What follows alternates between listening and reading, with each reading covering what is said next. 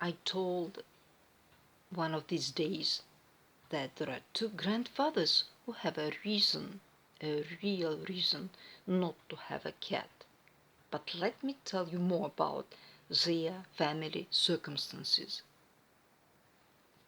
They are farmers, and they must work every day. They work even on Sundays. Definitely, they don't have a cat because they have no time to chase the cat, to look for the cat when she is running somewhere or climbing trees. They have chickens and ducks and geese and turkeys. And all these chickens and ducks and geese and turkeys live in their yard. This yard is very big, bigger than their house and bigger than their garden. There is a lot of place in the yard.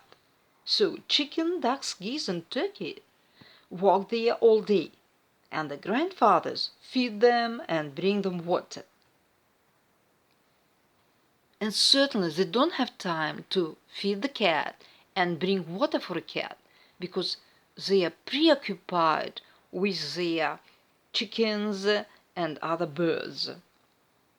And after that, they sit on the bench, drink their tea, and speak about nice things.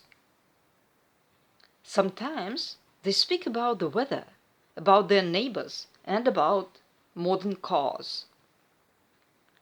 But usually they speak about their farm.